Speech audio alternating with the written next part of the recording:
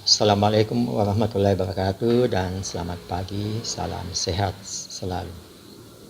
Perkenalkan, nama saya Asri Jun Juhanto, dosen tetap Yayasan Pendidikan Tamalatea Makassar, Sekolah Tinggi Ilmu Kesehatan Tamalatea Makassar.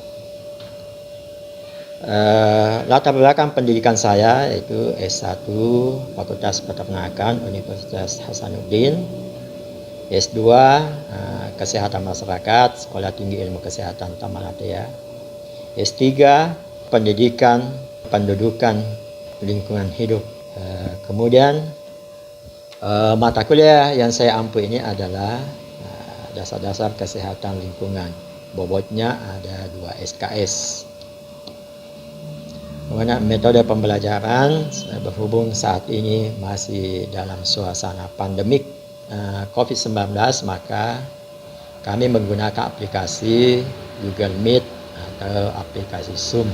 Deskripsi mata kuliah dasar-dasar kesehatan lingkungan yaitu konsep lingkungan yang mampu menopang keseimbangan ekologi yang dinamis antara manusia dan lingkungannya, guna mendukung tercapainya kualitas hidup manusia yang sehat dan bahagia.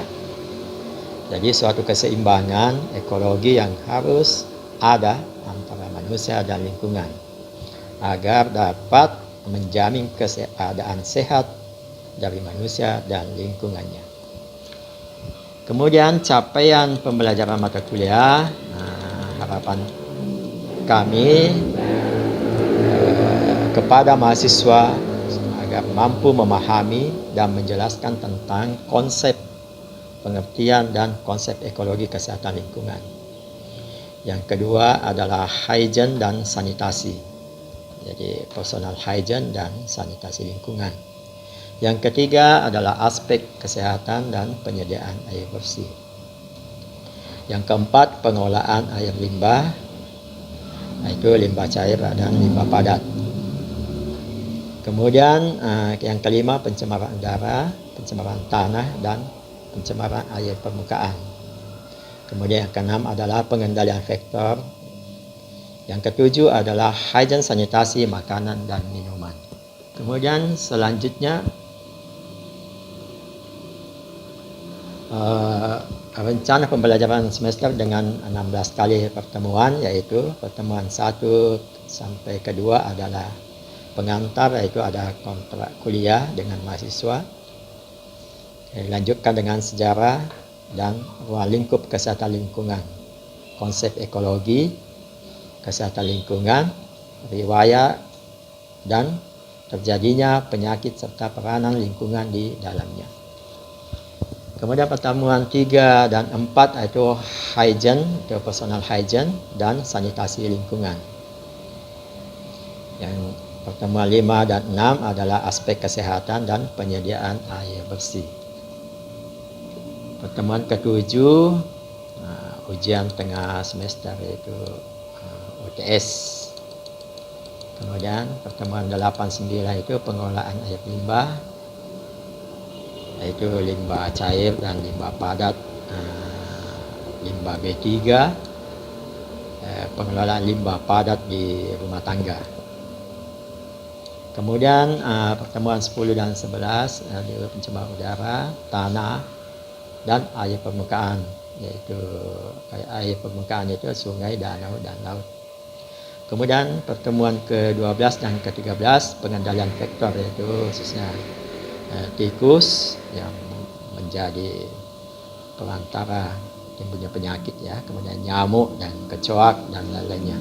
Ke-14-15 itu hygiene sanitasi makanan dan minuman, serta kesehatan gedung, pemukiman, sanitasi tempat-tempat umum, populasi dan perubahan iklim terhadap kesehatan lingkungan dan analisis dampak lingkungan.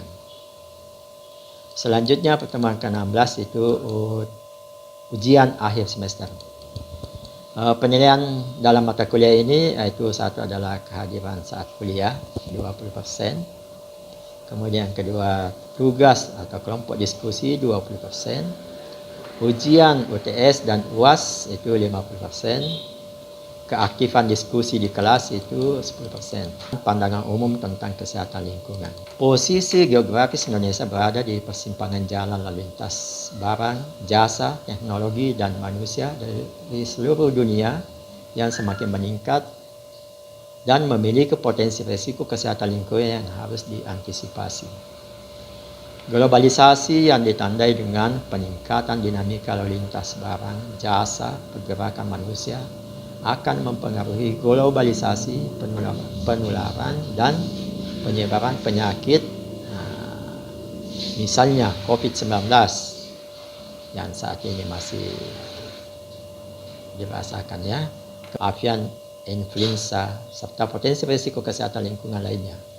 Di lain pihak, Indonesia yang terdiri dari sekitar 17.000 pulau, sebagian terpencil, pulau-pulau kecil, memiliki permasalahan kesehatan lingkungan tersendiri.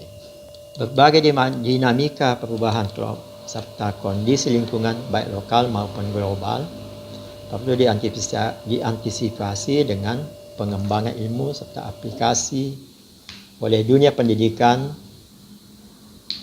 Ilmu kesehatan lingkungan mempelajari hubungan interaktif antara komponen lingkungan yang memiliki potensi bahaya kesehatan masyarakat dengan segala atributnya.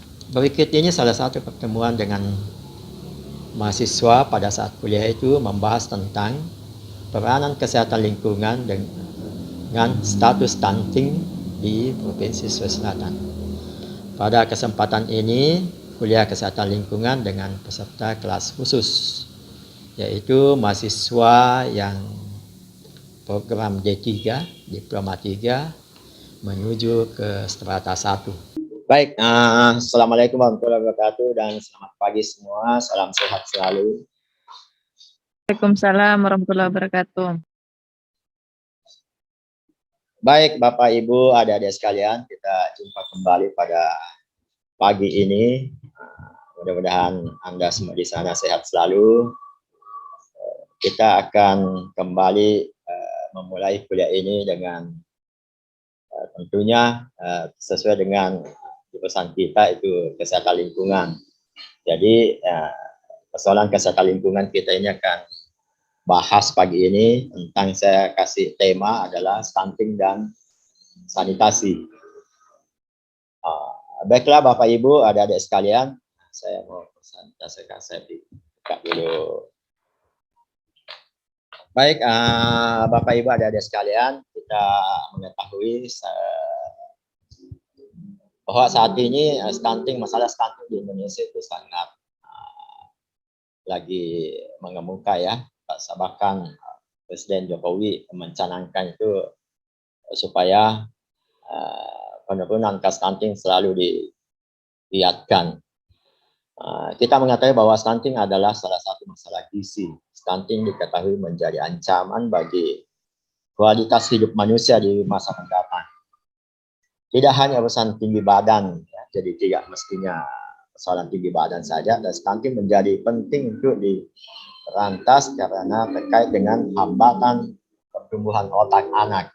Ya. Kita tahu itu 1000 hari pertama kelahirannya anak ya. Kemudian tentang produktivitas di usia dewasa, itu semua berhubungan dengan masalah stunting ya.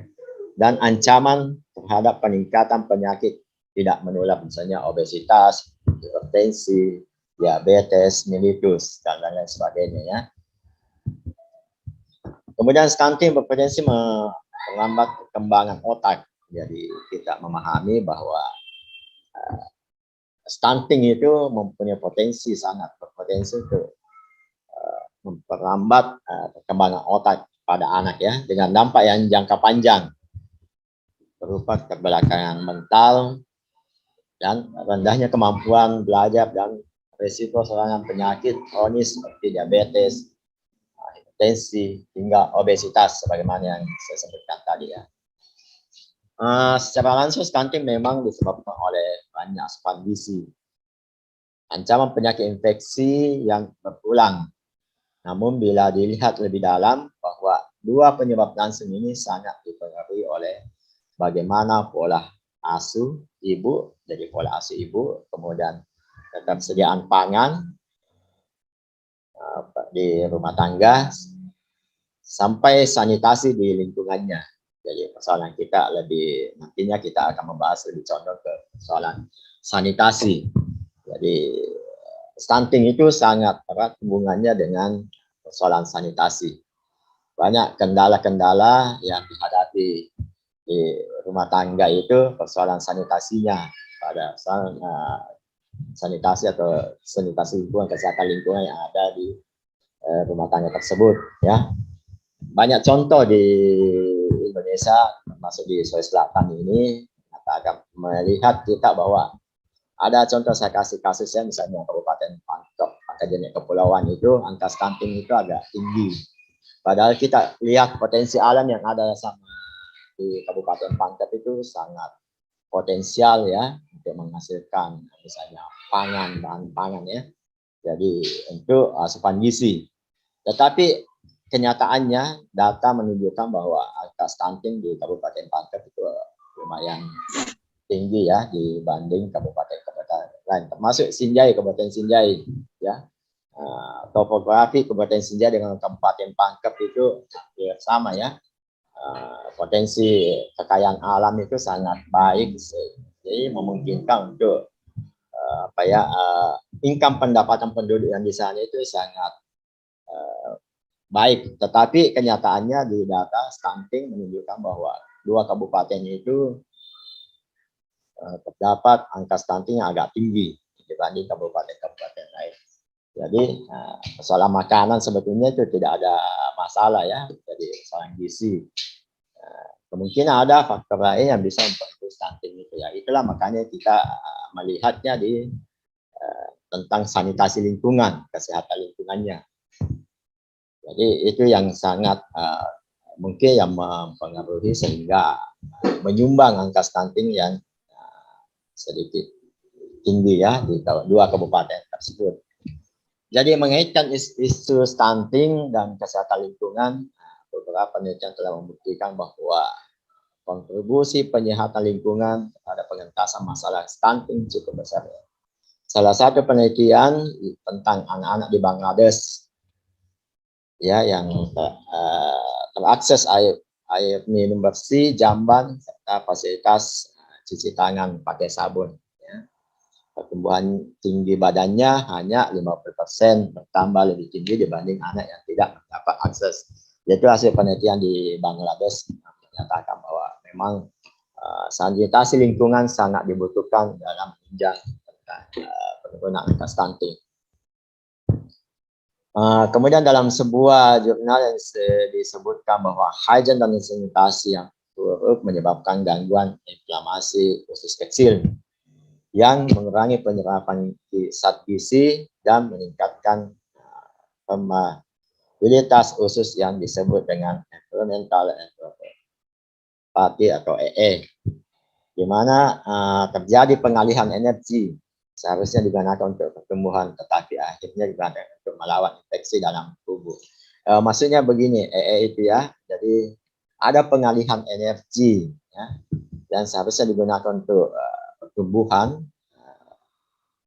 fisik ya misalnya ya, atau tinggi badan pada anak ya, tetapi digunakan untuk melawan infeksi dalam tubuh karena sanitasi lingkungannya yang menyebabkan terinfeksi dengan penyakit-penyakit yang berhubungan dengan penyakit yang ada di lingkungan yang sanitasinya tidak begitu bagus ya. Kemudian kita masuk di tentang sanitasi lingkungan, jadi kita agak fokus ke tentang persoalan sanitasi lingkungan. Saya ini berdasarkan survei bahwa masalah kesehatan lingkungan di Indonesia masih cukup tinggi. Sekitar 24% masyarakat masih BAB di tempat terbuka dan 14% diantaranya tidak memiliki akses ke sumber air bersih. Padahal ketika anak-anak tumbuh di lingkungan dengan sanitasi yang buruk ya, maka risiko terkena penyakit dan kemungkinan berulang inilah yang menjadi salah satu penyebab terhambatnya pertumbuhan mereka. Jadi kita membayangkan ya di Indonesia itu survei ya, sekitar 24% masyarakat masih BAB di tempat terbuka. Jadi termasuk di Sulawesi Selatan ini, walaupun mungkin ada data di semua kabupaten untuk ODF-nya ya, tidak ada lagi buang air besar di sembarang tempat. Tapi kenyataannya mungkin kalau kita ke desa-desa, kadang-kadang saya kalau keliling desa ya melihat, dan masih ada memang jambannya ada di dalam rumahnya ya. Cuma soalnya di septic tank. Biasanya septic tanknya itu dibuang ke sungai atau ke mana ya, dihubungkan ke sungai gitu ya. Atau jadi dia tidak mempunyai septic tank, itu juga menjadi masalah. Jadi memang dia mempunyai jamban, tetapi persoalannya juga yang masalah itu biasanya di septic tank ya. Apakah itu dianggap ODF atau tidak ya, saya belum tahu ya. Kemudian bila dilihat lebih jauh melalui pemetaan wilayah di Indonesia dengan melihat prevalensi stunting dan persentase keluarga yang tidak memiliki akses jamban sehat, menunjukkan bahwa memang wilayah dengan prevalensi stunting yang tinggi juga merupakan wilayah yang tidak memiliki akses jamban ya. Jadi itu sangat, ini hasil penelitian ya, jadi mungkin juga hasil pemantauan kita yang biasa ke lapangan melihatnya bahwa akses jamban itu sangat berhubungan erat dengan prevalensi stunting. Jadi kemungkinan kalau memang suatu wilayah kalau sudah ODF ya, kemungkinan angka stuntingnya juga akan tidak begitu tinggi, akan menurun ya. Jadi itu harapan kita, persoalan hanya masalah jamban saja ya, satu titik saja di jamban saja. Kalau memang itu bagus, jambannya sehat, kemungkinan itu angka stunting bisa menyumbang ya. Artinya di sini kepemilikan jamban sebagai salah satu akses untuk mencapai kesehatan lingkungan yang penting dalam upaya penanggulangan stunting. Jadi saya kasih contoh saja, di kepemilikan jamban itu bisa membantu ya, dalam upaya penanggulangan stunting. Lanjut, ini ada sistem yang kita sudah mengetahui bersama ya, paling tidak yang bergerak di puskesmas atau di bidang kesehatan lingkungan, bahwa ada program pemerintah saat ini itu yang disebut dengan STBM, sanitasi total berbasis masyarakat. Jadi melalui program STBM ini merupakan sebuah pendekatan untuk merubah perilaku hygiene dan sanitasi melalui pemberdayaan masyarakat dengan metode pemicuan. Jadi selesai kita ya yang bergerak di bidang kesehatan lingkungan itu ada metode yang program nasional itu sistem pemicuan. Jadi melibatkan masyarakat untuk merubah perilakunya. Jadi tidak mengikuti ketentuan-ketentuan yang sudah dibuat pemerintah. Itu ada 5 upaya pemicuan yang dilakukan, itu adalah stop buang air besar sembarangan. Nah, itu saya sampaikan tadi bahwa memang itu paling utama ya, stop buang air besar di sembarangan tempat. Bagaimana cara mencapai ODF ya, ya. Kemudian yang kedua adalah cuci tangan pakai sabun. Cuci tangan pakai sabun, kita orang kesehatan lingkungan sudah lama kita mengenal namanya cuci tangan pakai sabun. Karena kenapa? Tangan itu sebetulnya bisa, kalau kita selalu mencuci tangan pakai sabun, itu bisa mencegah sampai 10 penyakit yang tidak bisa.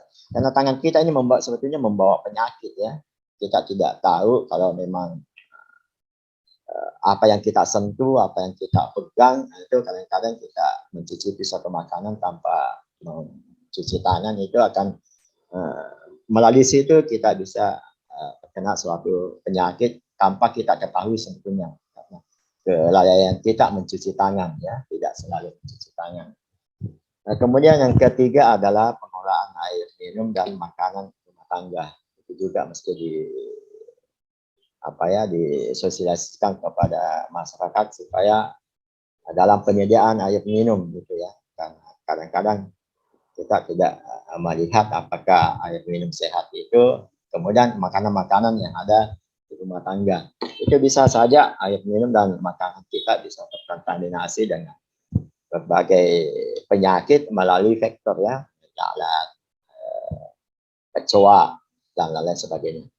Kemudian yang keempat adalah pengamanan sampah. Nah, itu jadi masalah sampai saat ini, persoalan sampah rumah tangga itu, karena kebiasaan masyarakat kita ini kan tidak selalu melakukan sistem penggunaan kembali. Nah, misalnya sampah-sampah plastik ya, mestinya kan itu sistem reuse ya, digunakan kembali atau recycle supaya tidak menambah timbunan sampah di rumah tangga. Kemudian juga mestinya ada selalu diingatkan kepada masyarakat bisa menggunakan kembali sampah-sampah rumah tangga, sisa-sisa makanan untuk dibagikan dibuatkan sebagai pupuk. Nah, itu kan bisa saja berfungsi untuk sebagai pupuk yang ada tanaman, misalnya tanaman bunga yang ada di pekarangannya ya. Beda dengan misalnya di kota, memang agak sulit itu untuk sistem pembuangan sampahnya. Beda dengan yang di kampung, misalnya dia mempunyai masih tanahnya luas sehingga dia bisa membuang sampah itu dengan menggali misalnya, menimbun. Kalau di kota itu agak sulitnya itu kadang-kadang memang persoalannya itu masalah sampah tidak tertangani dengan baik. Kemudian pengamanan limbah cair rumah tangga, ini juga sistem SPAL di rumah tangga ya, itu juga jadi masalah tentang kesehatan lingkungan. Banyak sekali persoalan-persoalan tentang SPAL yang ada di rumah tangga yang ada di perkotaan, khususnya di perkotaan ya. Apalagi kita di Sulawesi Selatan ini yang umumnya ya bisa di kampung ya, memakai rumah panggung ya. Jadi sistem SPAL-nya itu kan kadang-kadang tidak dipeduli, tidak terkait tidak bisa dibenahi dengan baik. Oke, Bapak Ibu, kalau ada mau ditanyakan bisa langsung menyeletuk tentang mata kuliah ini, tentang materi ini, disilahkan saya langsung. Kemudian di Sulawesi Selatan itu ada data PPGBM, elektronik pencatatan dan pelaporan gizi berbasis masyarakat. Hingga Agustus 2021, angka stunting di Sulawesi Selatan mencapai 9,08. Angka ini bahkan melampaui target pemerintah pusat untuk menekan angka stunting tahun 2024 menjadi 14%. Jadi alhamdulillah kepada kita ya yang di Sulawesi Selatan itu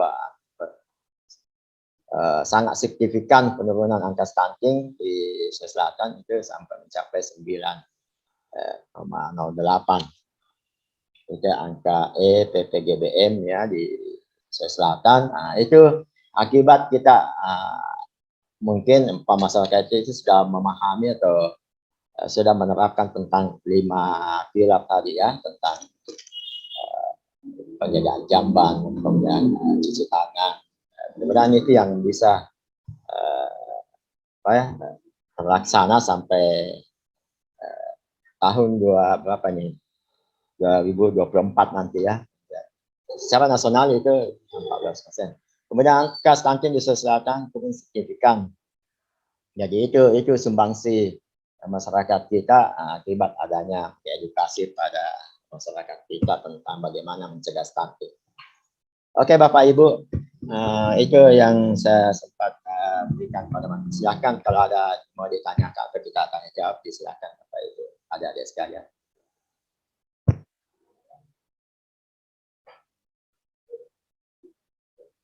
Ya, izin Pak. Ya silakan. Ya, Assalamualaikum warahmatullahi wabarakatuh. Waalaikumsalam. Terkait dengan penanganan stunting, memang stunting ini sudah masuk dalam program nasional pemerintah pusat, daerah maupun di kabupaten. Namun yang seperti yang kita lihat kondisi sekarang, kalau di Sulawesi Selatan sendiri terjadi penurunan drastis karena mungkin ini sebagai akibat dari peran tenaga kesehatan khususnya di puskesmas dalam membantu pemerintah dalam menurunkan angka stunting. Namun tak terlepas hal tersebut, mungkin kalau kita mau lihat sekarang sanitasi memang dengan program 5 pilarnya itu sudah untuk pilar pertama itu sudah bisa dikategorikan bahwa hanya ada 4 kabupaten yang sekarang di Sulawesi Selatan itu belum mencapai kabupaten ODF ya. Mungkin ada Maros, ada Makassar, Toraja Utara, kalau nggak salah, sama Pangkep. Itu yang sekarang di Sulawesi Selatan, yang sekarang lagi giat-giatnya untuk mencapai kabupaten ODF. Dan kita lihat sekarang bahwa ODF adalah persyaratan mutlak yang harus dipenuhi oleh sebuah daerah untuk bisa ikut serta dalam proses pencapaian kabupaten sehat khususnya. Nah itu adalah indikator penilaiannya di salah satu poinnya adalah harus mencapai kabupaten ODF. Namun kita lihat sekarang kalau kita mau sandingkan bahwa memang kalau secara teori 70% itu stunting ini sangat berpengaruhi oleh lingkungan ya. 70%-nya, 30%-nya mungkin terkait dengan masalah gizi. Untuk sanitasi mungkin kalau kita di Sulawesi Selatan Pak mungkin poin yang paling dikhawatirkan adalah sarana kebiasaan dari faktor perilaku saja pada saat dia cuci tangan. Tapi kalau masalah sarana mungkin sudah bisa ditangani oleh teman-teman di lapangan. Tapi kalau yang masalah kebiasaan ini yang masih agak susah.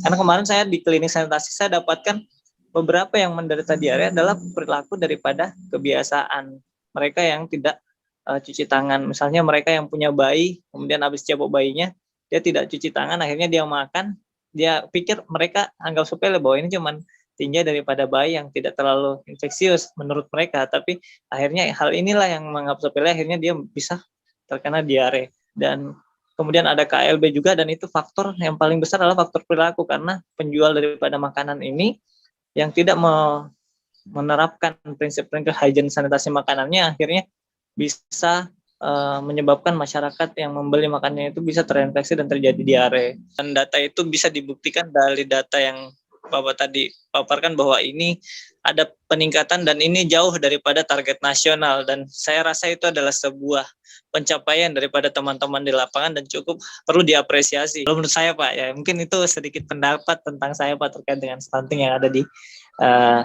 Indonesia dan khususnya di Sulawesi Selatan pada khususnya Pak. Terima kasih Pak atas kesempatannya. Baik, terima kasih banyak untuk Pak Ahmad ya atas masukannya dan bagi pengalaman ya. Jadi sesuai dengan data memang di Sulawesi Selatan kita anggap sampai kita dapat 9% ya angka di Sulawesi Selatan itu sangat melampaui. Itu apresiasi untuk pemerintah kota kayak di Sulawesi Selatan khususnya di Pemda. Itu akibat kemampuan kemudian tenaga lapangan, tenaga teknis di puskesmas itu sebagai ujung tombak dalam memberikan edukasi kepada masyarakat. Nah, khususnya pada ya saya kasih contoh tadi tentang Kabupaten Pangkep ya, itu kalau kita melihat potensi alam yang ada di situ tadi Pak Anwar bilang bahwa ada persoalan tentang pengetahuan dan kemungkinan tingkat ekonomi. Apa sih yang tidak ada di Kabupaten Pangkep? Kalau mulai dari atas gunung ya, ada semen, kemudian ada sawah, ada tambak atau empang, ada laut ya. Potensi ekonomi itu sangat memungkinkan mendapatkan income yang sangat baik. Kemudian mengenai pengetahuan, tingkat pengetahuan itu masyarakat di situ kemungkinan itu sesuai hasil-hasil penelitian teman-teman di kampus itu Kabupaten Pangkep itu termasuk tingkat pendidikan lumayan tinggi ya, tamatan SMA ke atas itu sudah sangat banyak.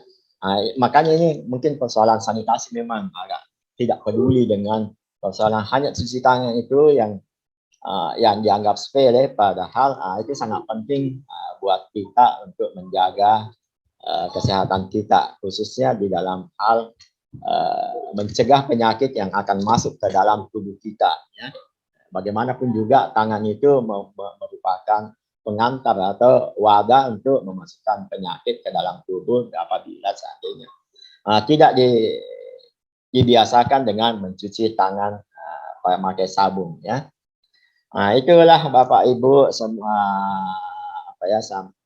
sampai kita melakukan selalu khususnya kita yang bergerak di bidang kesehatan lingkungan, mudah-mudahan bisa selalu melakukan edukasi kepada masyarakat dalam hal bagaimana memberikan pemahaman untuk paling utama itu 5 pilar tadi, kemudian PHBS ya.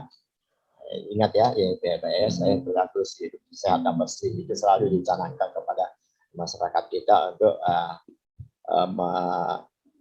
selalu hidup sehat dalam lingkungan yang bersih dan sehat.